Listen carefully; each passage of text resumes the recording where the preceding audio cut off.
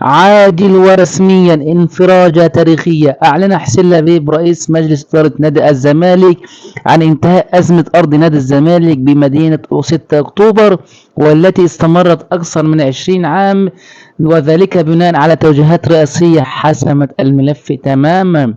تبلغ مساحة الأرض الجديدة 65 فدان في موقع ممتاز، وتسعى المجلس لتنفيذ مشاريع استثمارية متكاملة لتحقيق استدامة مالية كبيرة للنادي، وسيتم الإعلان عن تفاصيل الشراكة والمستثمرين الرياضيين الجدد في مؤتمر صحفي قريب.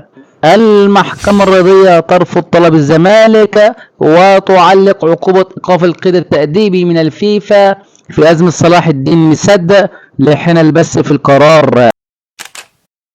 الرئيس الشرفي في نادي الزمالك ممدوح عباس سيتم إنشاء استاد جديد بقيمة 38 مليون دولار على أرض الزمالك الجديدة، وسيتم إنشاء أكثر من مول جديد لنادي الزمالك، أحدهما في ميت عقبة والآخر في الأرض الجديدة.